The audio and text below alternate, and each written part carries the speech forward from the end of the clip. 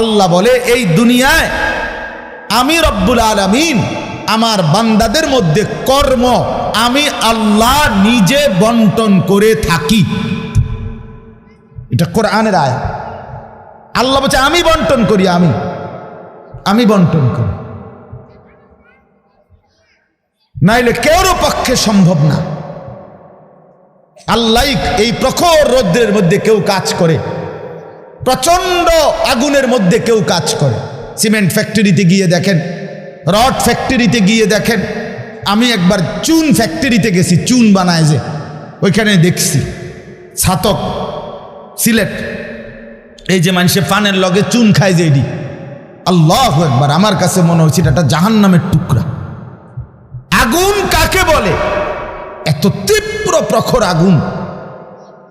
ওইখানে মনে করেন ওই বিল্ডিংটা আমার এখান থেকে মানে গরমের হাট লাগতেছে, আমি পারতেছি না আগাইতে, অথচ ওইখানে দাঁড়াইয়া দেখছি কর্মচারীরা বড় বড় লোহার আংটার মতো এগুলো দিয়ে দিয়া পাথর এগুলো লাড়তেছে, আরামসে হেতে কথাও কয়, তিড়েও লাড়ে, মানে অথচ আগুনটা কি আগুন, জাহান্নামের আগুনের মতো। কিন্তু তার ধৈর্য কুলাইল কেমন?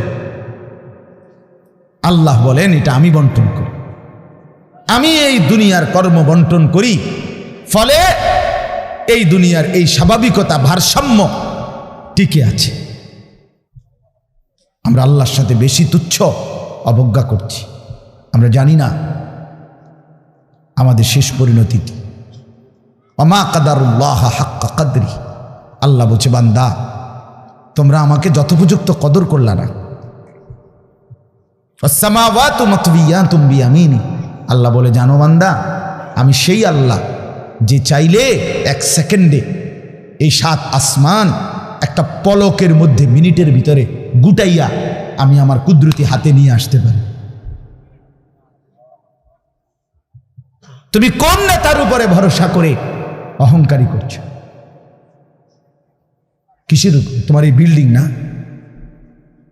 তোমার এই টাইলস, তোমার এই 5 তালার ফাইলিং, তোমার এই ইঞ্জিনিয়ারের নিশ্চয়তা, আপনার এই সয়েল টেস্ট রিপোর্ট, এটার উপরে ভরসা করে আপনি অহংকার করছেন না?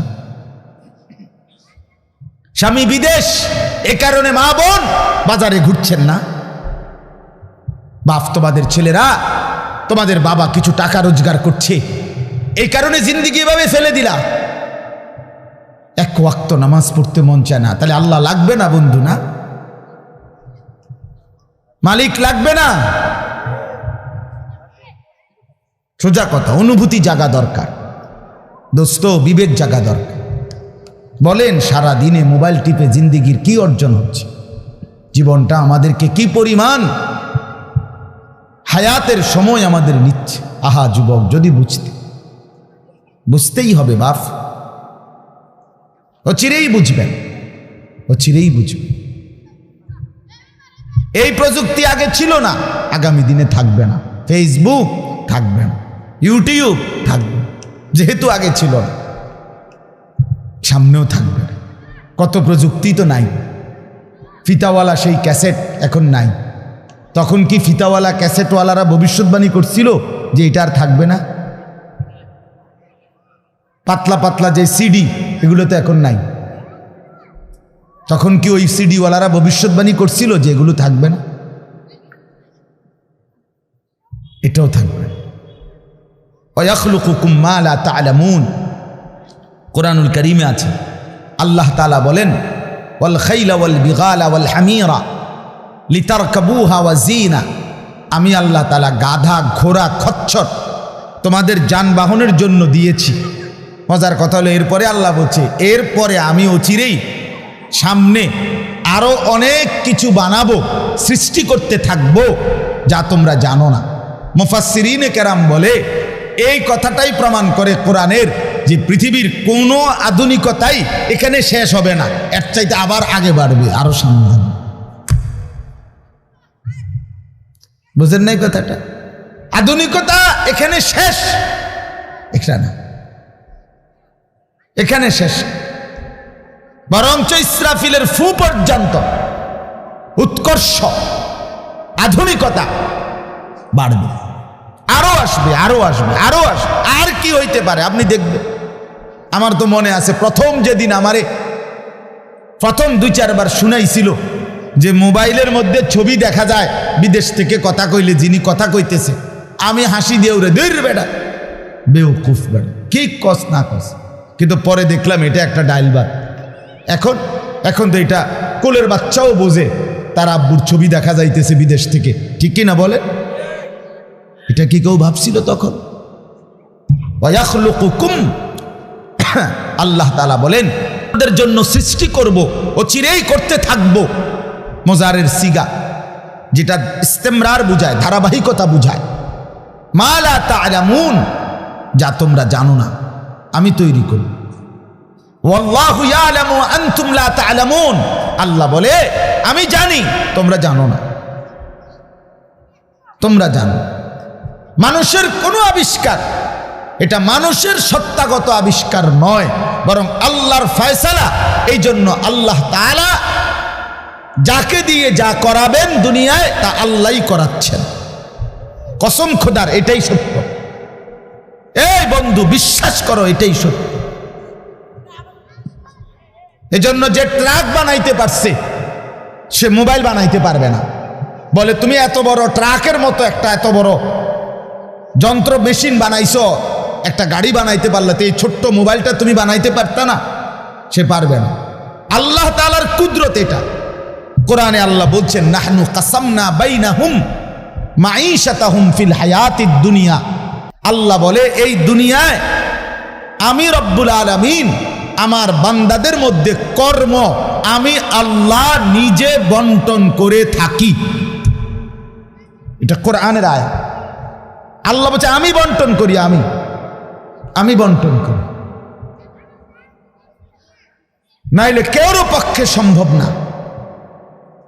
আল্লাহ এই প্রখর রৌদ্রের মধ্যে কেউ কাজ করে, প্রচন্ড আগুনের মধ্যে কেউ কাজ করে।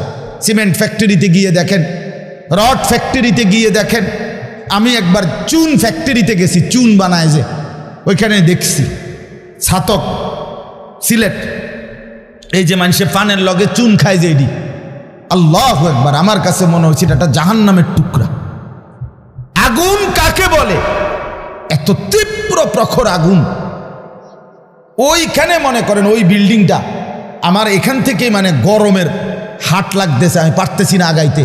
অথচ ওইখানে দাঁড়াইয়া দেখছি কর্মচারীরা বড় বড় লোহার আংটার মতো এগুলো দিয়ে দিয়া পাথর এগুলো লাড়তেছে আরামসে, হেতে কথাও কয়, তিড়েও লাড়ে, মানে অথচ আগুনটা কি আগুন, জাহান্নামের আগুনের মতো। কিন্তু তার ধৈর্য কুলাইল কেমন? আল্লাহ বলেন এটা আমি বন্টন করি, আমি এই দুনিয়ার কর্ম বন্টন করি।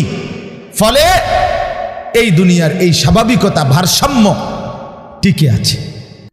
ওয়াজআলুকুম খুলাফা আল আরদ, বন্ধু আল্লাহ বলছেন আমি আল্লাহ আমার জমিনের মধ্যে তোমাদেরকে আমার প্রতিনিধি হিসাবে বসবাসের ব্যবস্থা করছি, এটা আমি করছি। আপনি শুধু একটা বার বলেন, একটা লোক এখানে এই যারা মনোযোগ দিয়ে শুনতেছেন, আপনি বলেন একজন চেয়ারম্যানকে বলুক, এই চেয়ারম্যান সাহেবরে এনে বসাইয়া, মনে করেন একটা ইউনিয়ন যে আপনার এখানে মোট 4000 ভোটারের ভোটে আপনি নির্বাচিত হয়েছেন, ধরে নিলাম এই 4000 ভোটারের মধ্যে এই ইউনিয়নে মানুষের প্রয়োজনীয় যে কাজগুলো এগুলো আপনি বন্টন করে দিবেন। আপনি যেহেতু জনপ্রতিনিধি, আপনি ভাগ করে দিবেন, রিক্সা চালাইব কয়জন, অটো চালাবে কয়জন, জুতা সেলাই করব কয়জন, চুল কাটবে কয়জন, তরি তরকারি করবে কয়জন, টয়লেট বাথরুম সাফ করবে কেটা কেটা, এটি আপনি লিখে দিবেন। চেয়ারম্যানের বাপ না, চেয়ারম্যানের 14 গোষ্ঠী পারবে এটা মিলাইতে? কথা বলেন না, পারবে এগুলো বন্টন করে দিতে? যারে প্রথম বলবো যে তুমি রিক্সাটা চালাইবা, তে কব কি আমি কি ভোট অর্ধেক নিয়ে দিছি, আপনি প্রথম রিক্সাটাই আমারে দিলেন, আপনি কি কমপক্ষে প্রাইভেট কারটাও দেখলেন না? বলবে কি না বলেন না? সম্ভব? এটা সম্ভব। সুবহানাল্লাহ। নাহনু কাসামনা বাইনাহুম মাঈশাতাহুম ফিল হায়াতিদ দুনিয়া। রব্বুল আলামিন বলেন দুনিয়ার হায়াতে আমার প্রতিটা বান্দার কর্মের বন্টন আমি করে থাকি। ওয়ারাফা'না বা'দাহুম ফাওকা বা'দিন। এরপরে আজীব কথা আল্লাহ বলেন, আমি রব্বুল আলামিন আমার বান্দাদের মধ্যে এই দুনিয়ায় একদল আরেক দল, একজন আরেকজনের উপরে মর্যাদাবান করে থাকি। ফলে লিয়াত্তাখিযা বা'দুহুম বা'দান সুখরিয়া, ফলে আমার বান্দারা একে অপর থেকে নিজেদের প্রয়োজনীয় কাজগুলো আদায় করতে পারে। সুবহানাল্লাহ। আল্লাহ বলেন, আমি মাথায় ঢুকাইছি, তুই রিক্সা চালা, এই প্যাসেঞ্জার তোর সিটের উপরে বসে, সে বসে থাকবে, তুই চালাবি। আল্লাহ বলেন, এটা এই যে একজন দুইজনই মানুষ, এটাও মানুষ ওইটাও মানুষ। এই লোকটা প্রতিটা প্যাডেল মানে রিক্সা ঘুরাচ্ছে, তার ঘাম বাইয়া পড়তেছে, আত্মে বেটা জমিদারের মতো সে এয়াটার মধ্যে, ফোমের এয়াটার মধ্যে সিটটার মধ্যে বইয়া মোবাইলে কথা কয়, ঠ্যাং দুইটা আলগি দিয়া, কিরে বেটা কি তারে।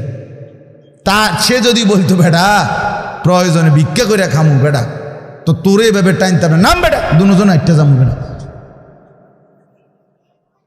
কথার কথা, কে তারে বুঝাবে তখন? কিন্তু আল্লাহ তাআলা বলেন, আমি আমার এই বান্দাদের মধ্যে বুঝাইছি, একজন ড্রাইভার, একজন প্যাসেঞ্জার, একজন বিক্রেতা, একজন ক্রেতা, একজন সারাটা দিন মেহনত। আহা বন্ধু, আমি তো অনেকবার, আমি ঢাকা যখন পড়ালেখা করছি, কত সময় তাকায় দেখছি, এই যে গার্মেন্টস মিল ফ্যাক্টরির শ্রমিকরা, ছেলে মেয়েগুলো, কি পরিমাণ মানবেতর জিন্দিগি। তারা এই 8 ঘন্টা 10 ঘন্টা ওভার টাইম করে ডিউটি শেষ করে ছোট্ট ছোট্ট খুপড়ির মতো কোন রকম জিন্দিগির জীবনটা তারা কষ্ট করে চালায়। অল্প কয়টা টাকা বেতন পায়, বেতনটার জন্য কত সময় কত আন্দোলন করতে হয় তাদেরকে। এই সামান্য কয়টা টাকা দিয়ে তারা জীবনটা নির্বাহ করে বছরের পর বছর, অথচ তাদের সেই কষ্টের মেহনতের পরিশ্রমের পণ্যটা বিক্রি করে মালিক ও পক্ষ কোটি কোটি টাকার রাজপ্রাসাদে আলিশান বিত্ত বৈভবের মধ্যে উল্লাস করছে। আল্লাহ বলেন, বান্দা এই যে ব্যবধান, এটা আমি করছি, এটা আমার ফয়সালা, আমার ইচ্ছা। আমি যাকে মন চাই ধনী বানাই, আমি যাকে মন চাই গরিব বানাই, আমি যাকে মন চাই সম্পদের প্রাচুর্য বাড়িয়ে দেই, আমি যাকে মন চাই সম্পদ কমিয়ে দেই। আমার বান্দা, এটা তোমার দুনিয়াবি কোনো শিক্ষা, দুনিয়াবি কোনো যোগ্যতা, শারীরিক কোনো দক্ষতা, তোমার মেধার কোনো বিচক্ষণতা নয়, কসম আল্লাহর নয়। যুবক, প্রতারিত হইও না বন্ধু, প্রতারিত হইও না। তোমার মতো সুখী সচ্ছল ছিল, বাবার সম্পদ ছিল, চাকরি ছিল, বাবা বিদেশ ছিল, এরকম হাজারো সন্তান আজকে উদ্বাস্তু শরণার্থী শিবিরে, শরণার্থীর মতো মানবেতর জীবন ফিলিস্তিনে, রোহিঙ্গাতে, সিরিয়াতে, ইরাকে মুসলমানের লক্ষ কোটি সন্তান রোহিঙ্গার আরে শরণার্থী উদ্বাস্তু হিসাবে মানবেতর জীবন যাপন করছে।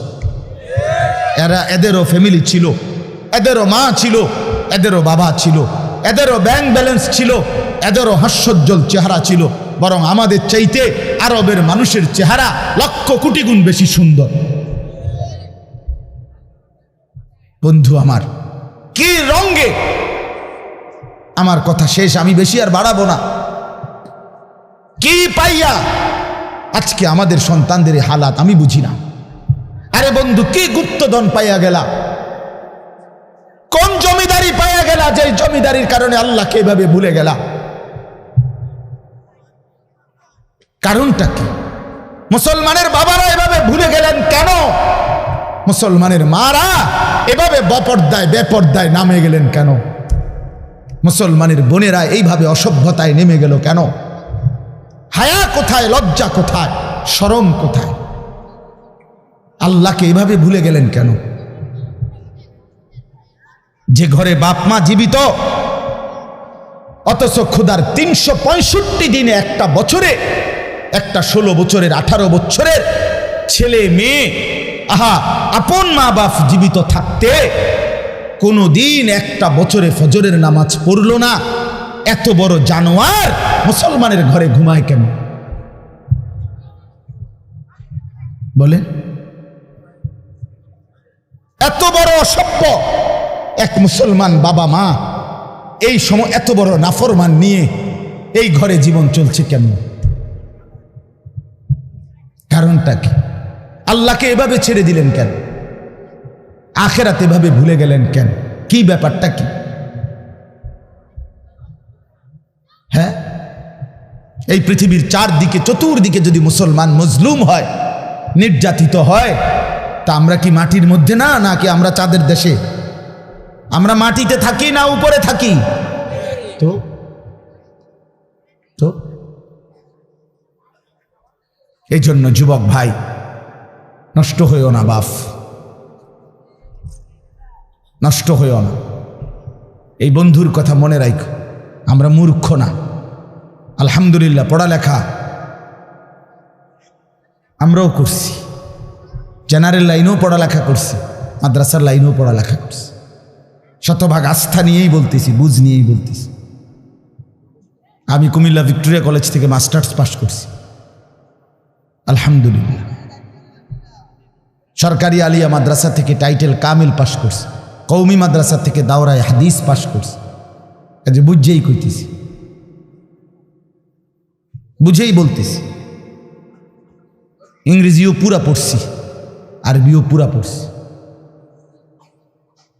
এই জন্য বিজ্ঞান সায়েন্স বিভাগ থেকে দাখিল পাস করছি, এসএসসি। আমি বন্ধু বুঝাইতে চাচ্ছি এই কথাটা অহংকারের জন্য বা ফুটাঙ্গিরির জন্য না, এই বাস্তবতাটা বুঝানো।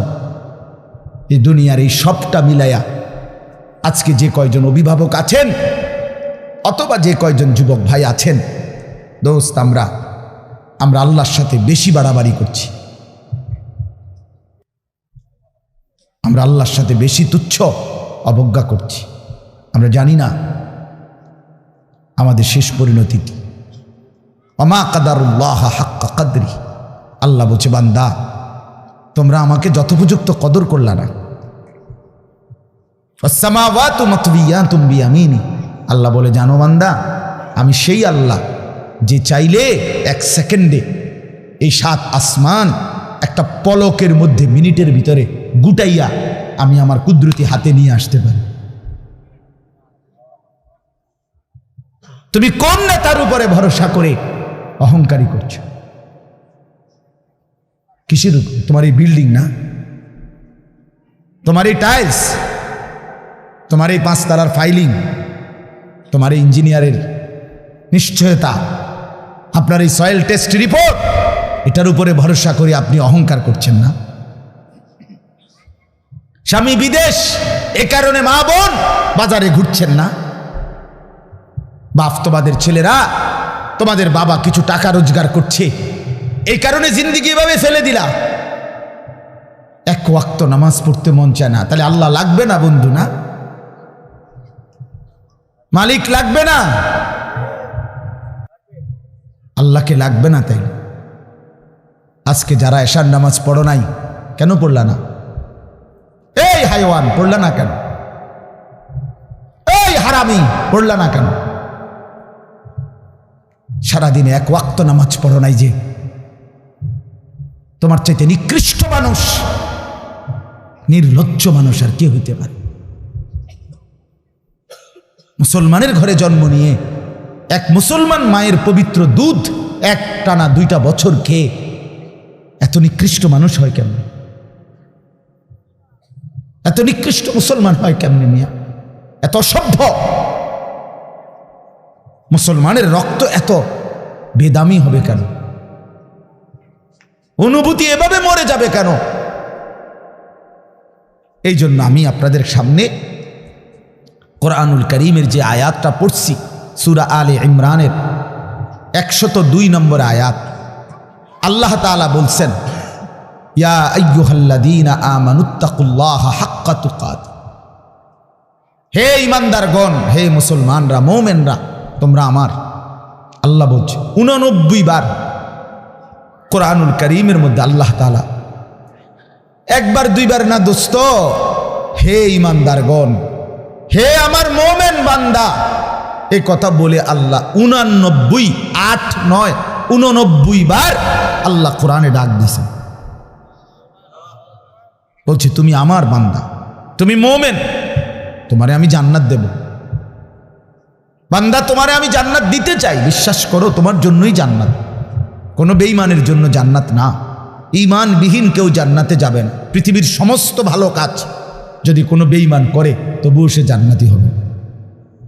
গোটা পৃথিবীটাও যদি কেউ মালিক হইয়া দান করে দেয়, এত বড় মহানুভব, কিন্তু সে বেঈমান, ইমান হারা, কালেমা হারা, সে কশ্চিন কালেও পরকালীন মুক্তি পাবেন। ইমান এইসা সম্পদ, ইমান এতনা দামি জিনিস, এতটা দামি সম্পদ।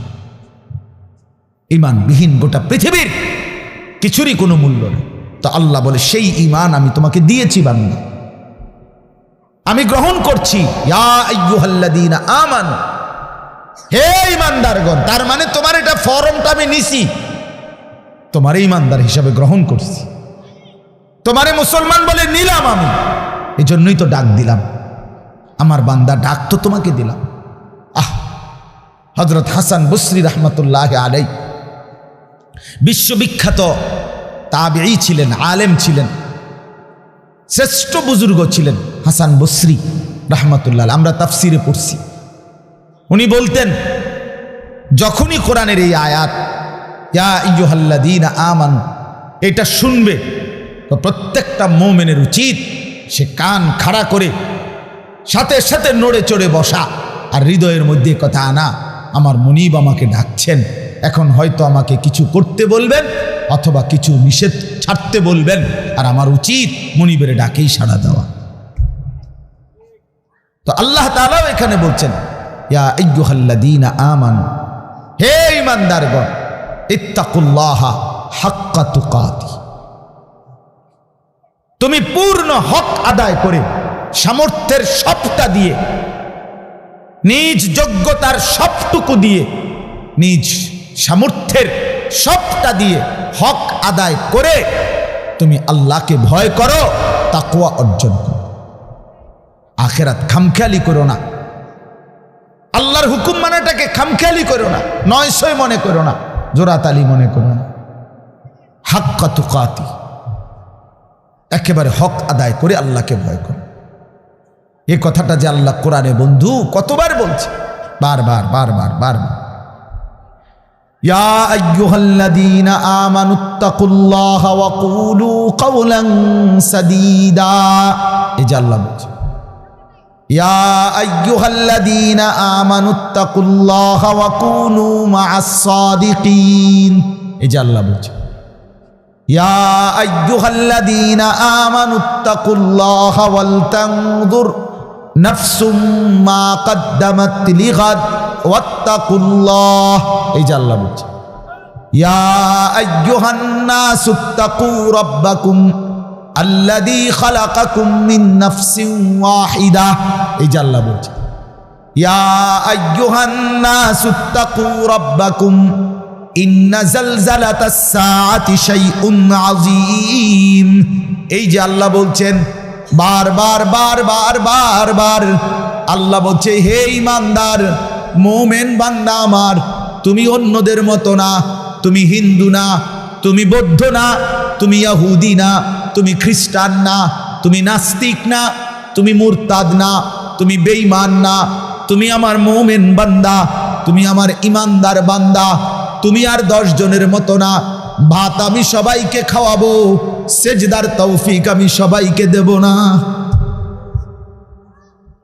বউ বাচ্চা, স্ত্রী সন্তান, সংসার, বাড়ি গাড়ি, ক্ষমতা, এটা তো আমি আল্লাহ বেঈমানকেও দিচ্ছি, বেশি দিচ্ছি। কিন্তু আল্লাহ বলেন মুমিন তোমাকে আমি জান্নাত দেব, জান্নাত, জান্নাত দেব, জান্নাত দেব। ঈমানদার জান্নাত এক পলক দেখবে। হাদিসের মধ্যে আছে আল্লাহর নবী সাল্লাল্লাহু আলাইহি ওয়াসাল্লাম বলেন পুরাটা হায়াত যেই বান্দা, যেই মুমিন দুঃখ কষ্ট আর যন্ত্রণায় কাটাইছে, কোনোদিন 1 সেকেন্ডের জন্য সুখ পায় নাই, কিন্তু 1 মুহূর্তের জন্য আল্লাহর নাফরমানি করে নাই, খোদার কসম আল্লাহর নবী বলেন বন্ধু হাসরের ময়দানে আল্লাহ তার সেই অনুগত বান্দাকে, হুকুম মাননেওয়ালা মুমিন যে কোনোদিন সুখ পায় নাই, দুনিয়ায় আনন্দ পায় নাই, দুঃখ আর যন্ত্রণা। আমার একজন নিকটাত্মীয় আছে আমার এই হায়াতে, আমার ঘনিষ্ঠ আপনজন, আমার এই হায়াতে, আমার এই 20-25 বছরের ভিতরে আমি কোনোদিন তার সুখের কথা খুব কমই শুনছি। যখনই শুনছি উনি বিপদেই আছে, কোনো না বড় সড়ো মুসিবতে, একটার পর একটা তার বিপদ লেগেই আছে। বিপদ যেন তারে ছাড়ে না, মুসিবত যেন তার। আমি তার জন্য নিজে উমরা করছি, কত সময় কত দোয়া আমার সেই আপনজনের জন্য আমি করি, কিন্তু আমার কাছে মনে হয় আমার মালিকের ফয়সালা এটা যে মুসিবত তাকে ছাড়ে না, বিপদ তাকে ছাড়ে না। আল্লাহর নবী সাল্লাল্লাহু আলাইহি ওয়াসাল্লাম বলেন, এই প্রচণ্ড মুসিবতের ভিতরেও আমার হুকুমটা মেনে যে আখেরাতে গেল, আল্লাহ তাআলা ফেরেশতাকে বলবে আমার এই বান্দাকে জান্নাতের চারদিকটা একবার ঘুরাইয়া জান্নাতের দরজা বরাবর একটু দাঁড় করাইয়া আবার নিয়ে আসো। কসম আল্লাহর, এটা হাদিস। ওই জীবনভর দুঃখ কষ্টে আল্লাহর হুকুম মেনে গেছে সেই লোকটাকে চারদিকে ঘুরাইয়া জান্নাতের দরজার কাছে 1 মিনিটের জন্য ফেরেশতা দাঁড় করাবে। জান্নাতের একটা মিষ্টি বাতাস 1 সেকেন্ডের জন্য তার কলিজাটার মধ্যে এসে লাগবে ভিতর থেকে। এইবার লোকটাকে আল্লাহ রসুল বলেন, আল্লাহর সামনে যখন আনা হবে, আল্লাহ তাআলা জিজ্ঞেস করবে, আমার বান্দা জীবনটা বুঝি দুঃখ আর কষ্টেই কাটাইছো না? কসম আল্লাহর হাদিসে আছে, ওই বান্দা বলবে, মাওলা বলেন কি মাওলা, জীবনে দুঃখ কি জিনিস আমি তো কখনোই দেখিনি। আল্লাহর কসম, রসুল বলছে মুমিন ওই 1 সেকেন্ডের জান্নাতের বাতাস তার 70 বছরের দুঃখ ভুলায় দেবে, মুসিবত ভুলায়। এজন্য বন্ধু চালাক মনে করেন না, সিটার বাটপার যারা, হ্যাঁ আমনে চালাক, আমরা বেকুব, জি না, আমরা ভাত খাইয়া বড় হয়েছি।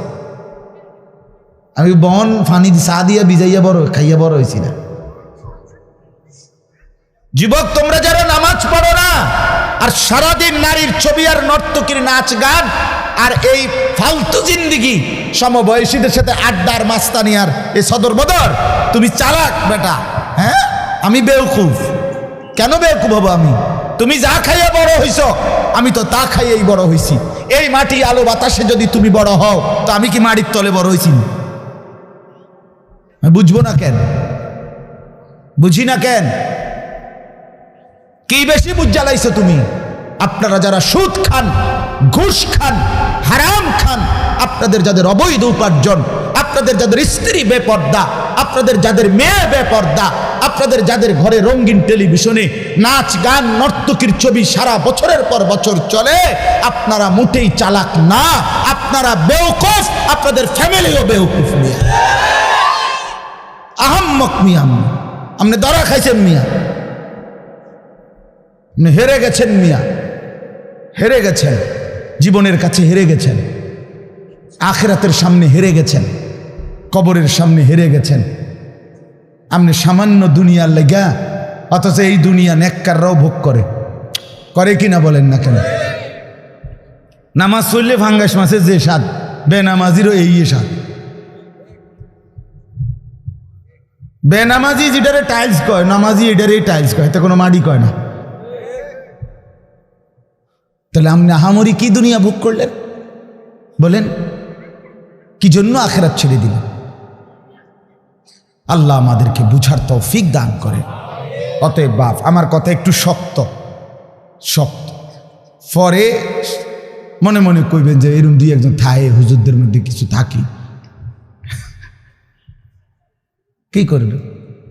কিছু শক্ত হুজুর থাকতেই পারে না, বেজাল্লা হুজুর ধরেন না। আমি এই কিছু বাকি আমি দিল জাগাইতে চাই, খোদার কসম, দুশ্মনী নিয়ে বলি না। কি ভাই, কারোর সাথে কোনো দুশ্মনী ছিল কি? কোনো ঝগড়ার কারণে বলা হইতেছে? এটা কি মারামারি? কি জামা বইটা লাইছি, আজ যা সুরিয়ালাম তোরে বেটা ফাইজ বাতিজার ফুট, তোরে আজকে ফাইছি, মাইকো ফাইছি সুবিধা মতো, আজকে কই না। ব্যাপারটা তো এটা না দোস্ত। আমার বাপ, আমার পর্দার আড়ালের মা বোন, আপনাকে জাগাইতে চাই। মা, কেন বেপর্দার জিন্দিগি? যে নারী তার ইজ্জতের কদর বোঝে না, যে নারী তার পর্দার কদর বোঝে না, যে নারী তার সতীত্বের সম্ভ্রমের কদর বোঝে না, খোদার কসম সে নারী না, সে কোনো মহিলা না। সে ভিন্ন কোনো পদার্থ হইতে পারে। রাসূলুল্লাহ সাল্লাল্লাহু আলাইহি ওয়াসাল্লাম আমরা এটাই পড়ছি, নবী বলছেন নারী বলে তাকে আড়ালে থাকে যে, নিজেকে পর্দায় রাখে যে, নিজেকে আড়ালে রাখে যে, তাকেই বলে নারী। এজন্য যে বেপর্দা, বেহায়া, নির্লজ্জা, বেশরম, এটা কোনো নারী না, অন্য কোনো পদার্থ, অন্য কিছু। বলে তো কিতাই রে হেবুডি ডাক্তার দেখ, ডাক্তারই তো একটা রিপোর্ট দিব, ওটা পরীক্ষা নিরীক্ষা করে চাইব কিতাই রে, আমি কিনলে কইতাম। রাসূল বলছে নারী বলে তাকে পর্দায় থাকে যে। আল্লাহ আমাদেরকে বুঝার তৌফিক দান করে। অতএব এটাই কথা আমার, রমজান সামনে, আমাদের জীবনের সুযোগ নিজেকে বদলানোর, নিজেকে পরিবর্তন করার, জীবনটা গঠন করার। এজন্য আমি এই আয়াত পড়ছি। আল্লাহ বলছে বান্দা সাধ্যের সবটুকু দিয়ে সর্বোচ্চ হক আদায় করে আমাকেই ভয় করো। আর আল্লাহকে ভয় করার অর্থ দুইটা, সমস্ত গুনাহ ছেড়ে দেওয়া, আল্লাহর সমস্ত হুকুম পালন করা। আল্লাহ আমাদেরকে তৌফিক দান করে। ওয়ালা তামুতুন্না ইল্লা ওয়া আনতুম মুসলিমুন। এবং আল্লাহ তাআলা সাথে সাথে বললেন বান্দা দুনিয়া, কথাটা খেয়াল করেন, এই শেষ কথাটা আল্লাহ বলছে বান্দা, আমি আবারও বলছি বান্দা দেখো দুনিয়া কিন্তু পার হইবা, দুনিয়া অনুগত অবাধ্য, ইমানদার নাফরমান, আদেশ পালনকারী অমান্যকারী, দুনিয়া কিন্তু প্রত্যেককেই আমি ভোগ করতে দেই সুখ, স্বাচ্ছন্দ্য, আনন্দ, ফুর্তি, স্বস্তি, উল্লাস। হ্যাঁ, এই দুনিয়া উপভোগ, এটা কিন্তু আমি নাফরমানকেও দেই বান্দা, এটা আমার নিজাম, আমি দেব। কিন্তু বান্দা ওই কবর থেকে নিয়ে আখেরাত, পরকালে সেখানে যদি সুখ মিলতে হয়, স্বস্তি মিলতে হয়, স্বাচ্ছন্দ্য মিলতে হয়, তৃপ্তি মিলতে হয়, উল্লাস পেতে হয়, আল্লাহ বলছে বান্দা বিশ্বাস করো, আমি তোমার অনুরোধ করছি বান্দা, পূর্ণ মুসলমান না হয়ে, আমার অনুগত না হয়ে, আমার গোলামি না করে কবরে আইসো না, মৃত্যুবরণ কইরো না। এই সুখ ওইখানে মিলবে না, এই সুখ ওইখানে কি হবে না।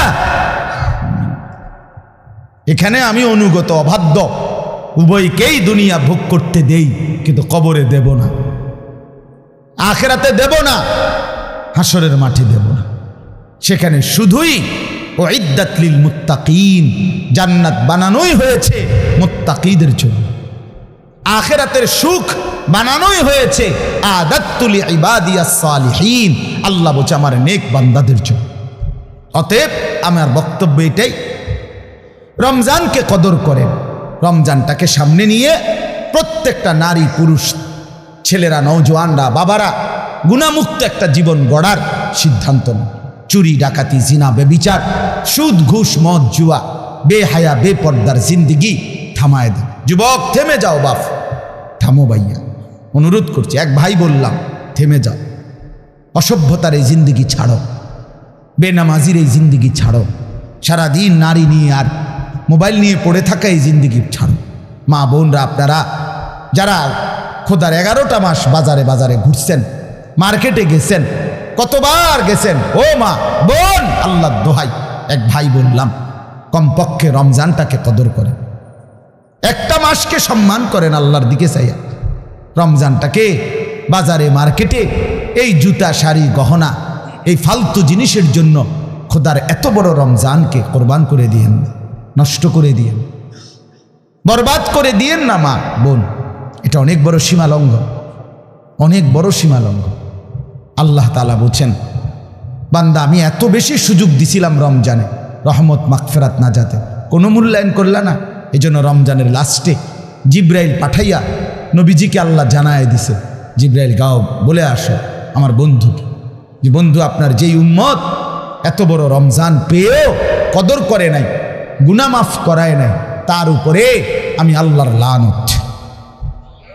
জিব্রাইল আয়েশা বলছে নবী আমি জিব্রাইলেরও লানত, নবীজি বলছে আমিন। জিব্রাইল আমি মুহাম্মদেরও লানত। তোর উরফে আল্লাহরও গজব, তোর উরফে ফেরেশতাদেরও লানত, তোর উপরে রাসূলুল্লাহরও লানত, অভিশাপ, অভিশাপ। এজন্য ইয়া বাগিয়াল খাইরে আকবিল, ইয়া বাগিয়াশ শাররে আকসির, এই শেষ কথা। নবী সাল্লাল্লাহু আলাইহি সাল্লাম বলে রমজানের রাতে প্রত্যেক প্রত্যেক দিন সারাদিন রমজানে ফেরেশতা ডাকে, হে নেক কাজের আগ্রহীরা এগিয়ে আসো, হে গুনাহের কাজের আগ্রহীরা এবার তো থামো, এটা থামো, এটা রমজান, এটা রমজান। যুবক, এটা রমজান। মোবাইলটা আর খুলল না, নারীর ছবি আর দেখো না, বেনামাজি জিন্দিগি আর রাইখো না। আমরা প্রত্যেকে নিয়ত করি ইনশাআল্লাহ। আল্লাহ বলেন ইনশাআল্লাহ। আল্লাহ তাআলা তৌফিক দান করেন। আমার বাপ, আর 5টা মিনিট আমার একটু কথা আপনাদের কাছে আমার মেহেরবানি করে অনুরোধ। আমি ব্যক্তিগতভাবে খুব লম্বা সময় বলতে পারবো না, কিন্তু আপনাদের কাছে আমার অনুরোধ, এই দেবিদ্দার দারুল উলুম মাদ্রাসা অনেক প্রাচীন, হযরত মাওলানা আবু তাহের সাহেব, উনি আমাদের অনেক মুরব্বী, অনেক মুরব্বী। মূলত ওনার সম্মান জানাইতে গিয়েই আলহামদুলিল্লাহ আমি চেষ্টা করি এই মাহফিলটাতে আসতে। ওনার ছেলে বশির, সে আমারে অনেক মহব্বত করে, অনেক মহব্বত। এই জন্য সব মিলায়া আন্তরিকতার কারণেই চেষ্টা করছি আসতে। আপনাদের কাছে অনুরোধ, এই মাদ্রাসাটা সবচেয়ে প্রাচীন দেবিদ্বারের পুরাতন মাদ্রাসাগুলোর মধ্যে এটা একটা। আমাদের মাসিকারা মাদ্রাসা, আমাদের রামপুর মাদ্রাসা, এগুলো যেরকম প্রাচীন মাদ্রাসা, এটাও আলহামদুলিল্লাহ অনেক প্রাচীন একটা মাদ্রাসা। একটা মাদ্রাসার অনেক জরুরত, অনেক প্রয়োজন। মাদ্রাসার নতুন ভবন, মাদ্রাসার সার্বিক ব্যবস্থাপনা, একটা মাহফিলের ইন্তেজাম, মাদ্রাসার সমস্ত খরচ সব মিলায়া অনেকগুলো টাকাই সবসময় সারা বছর প্রয়োজন হয়। আপনাদের কিছুটা ভালোবাসা, সহযোগিতা, আন্তরিকতা, একটু দান, একটু সহযোগিতায় আপনি খুব ক্ষতিগ্রস্ত হবেন না, কিন্তু মাদ্রাসা লাভবান হবে, আপনার আখেরাতও লাভবান হবে। এই জন্য 5টা মিনিট আমি অনুরোধ করছি, প্রত্যেকে ইনশাআল্লাহ দয়া করে, মেহেরবানি করে, যার যার সামর্থ্য মতো ফিরাইয়া দিয়েন না। এক ভাইয়ের আবেদন ফিরাই, মাদ্রাসার জন্যই চাইছে, আখেরাতের আশাই চাইছে, আপনার ভালোর জন্যই চেয়েছে। যে টাকাটা দিবেন, খোদার কসম, রাসূল বলছে উম্মত এটাই তোমার থেকে যাবে, এটাই থাকবে শুধু। অতএব দানটাই থাকবে, আমারটাও আপনারটাও। আমরা প্রত্যেকে ইনশাআল্লাহ একটু বলি যে নগদ দিলে নগদ দেন, আর যদি পরে দিবেন তো বলেন, এক্ষুনি লিখে রাখেন। আপনারা দিলেও 5 মিনিট, না দিলেও 5 মিনিট, এই 5-6 মিনিটের ভিতরে আমি আর বাড়াবো না, বলেন ইনশাআল্লাহ। আলহাজ মোশাররফ হোসেন ভূঁইয়া সাহেব 5,000 টাকা, আল্লাহ কবুল করেন। মাশাআল্লাহ। ওই যে চাচান কি নাম, শহীদুল্লাহ মাস্টার সাহেব 2,000 টাকা, শহীদুর রহমান মাস্টার সাহেব, মাশাআল্লাহ, চাচা যান দিবেন 2,000 টাকা, আল্লাহ কবুল। আরো বলেন ভাই কিছু, ভাই কি নাম চাচা? সেলিম ভাই 1,000 টাকা, আল্লাহ কবুল করেন, মাশাআল্লাহ। বলেন একটু হিম্মত করেন, দেরি করায়েন না। এক মুমিনের সিফাত, বৈশিষ্ট্য, সে নামাজ পড়ে প্রতিদিন, দান করে প্রতিদিন, এটা মুমিনের বৈশিষ্ট্য। বলেন ইনশাআল্লাহ। আরো কিছু ভাই বলেন বাবা, কি নাম চাচা? হাজী মোহাম্মদ রমিজ উদ্দিন, চাচা যান 2,000 টাকা দিবেন, আল্লাহ কবুল করেন। কি নাম? গিয়াসউদ্দিন ভাই, ওই যে দেখেন 1,000 টাকা দিবেন, আল্লাহ কবুল করেন। জনাব শহীদুল্লাহ সাহেব কত? 1,000 টাকা, আল্লাহ কবুল করেন। এদিকে একজন 1,000 টাকা দিচ্ছেন, আল্লাহ কবুল করেন, মাশাআল্লাহ, আলহামদুলিল্লাহ। আরো একজন 500 টাকা দিচ্ছেন, কামাল সাহেব 1,000 টাকা, আল্লাহ কবুল করেন, মাশাআল্লাহ। যারা টাকা আনতে যাইতেছেন, টাকা নিয়ে তাড়াতাড়ি আসেন, মাশাআল্লাহ। মনির ভাই ভাই লেখেন, ও দেখেন, মনির ভাই 5,000 টাকা, আল্লাহ কবুল করেন, মাশাআল্লাহ, মাশাআল্লাহ। হাবিবুর রহমান চাচা দান দিচ্ছেন 500 টাকা, আল্লাহ কবুল করেন। আর কেউ দেন? নওজোয়ান ভাই তোমরাও দাও, ভাই 100 টাকাই দাও, 200 টাকাই দাও, 1,000 টাকাই দাও, 500 টাকাই দাও, নিজের ভালোর জন্য দাও। দান করলে ইবাদতের তৌফিক হয়, দান করলে নিজের ভিতরে আমলের জজবা আসে, আখেরাতের প্রেরণা আসে, আল্লাহ তৌফিক দান করেন। শিপন ভাই 1,000 টাকা, আল্লাহ কবুল করেন, মাশাআল্লাহ। আর কেউ বলেন ইনশাআল্লাহ, একটু জলদি বলেন। রবিউল ভাই 1,000 টাকা, আল্লাহ কবুল করেন। হ্যাঁ, নাইম ভাই 2,000 টাকা দিবেন, আল্লাহ কবুল করেন, মাশাআল্লাহ। আরো একজন দিছেন 500 টাকা, মাশাআল্লাহ। আল্লাহ আপনি বরকত দান করে। এই তো হইছে, অনেক দিছেন আপনারা, বলেন ইনশাআল্লাহ। আরেকটু বলেন, আরেকটু বলেন, বলেন ইনশাআল্লাহ। আও বাবা আও, মাশাআল্লাহ। ছোট বাচ্চার হাতে দিয়ে দান করানো এটা একটা মুবারক আমল, এটা মনে রাখেন। নেন তো, কি নাম বাবা? সাব্বির, তোমার নাম? বাবার নাম, মাশাআল্লাহ। আরো একজন দিছেন 1000 টাকা। আর সাব্বির কত দিছ?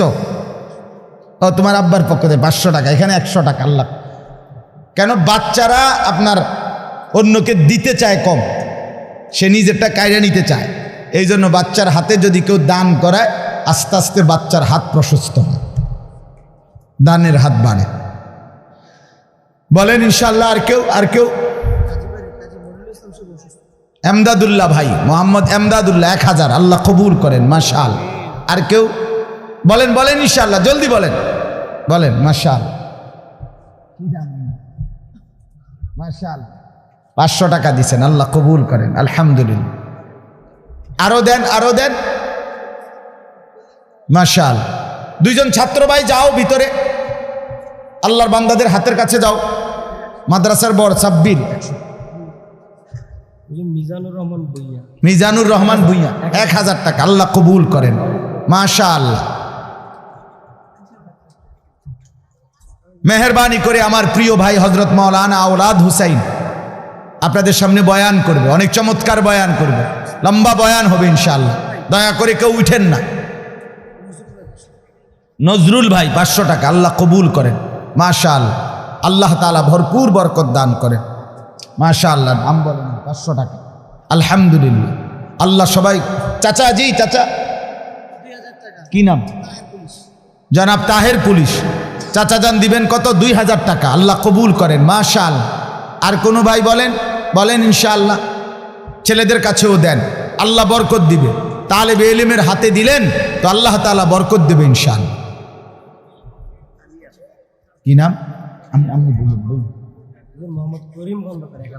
মোহাম্মদ করিম খন্দকার 1000 টাকা, আল্লাহ কবুল করেন, মাশাআল্লাহ। আল্লাহ আপনি মাফ করে দেন, আল্লাহ তাআলা আপনাদের প্রত্যেকের দানে বরকত দান করেন। এই অল্প অল্প করেই মাদ্রাসা আগায়া যাবে। মাদ্রাসা কবুল করেন আল্লাহ তাআলা, মাদ্রাসার সমস্ত জরুরত পূরণ করেন। হযরত মাওলানা আবু তাহের সাহেবকে আল্লাহ তাআলা হযরতকে আরো হায়াতে তয়্যিবা আফিয়া দান করেন, আমিন। সুবহানাল্লাহি ওয়া বিহামদিহি, সুবহানাকাল্লাহ।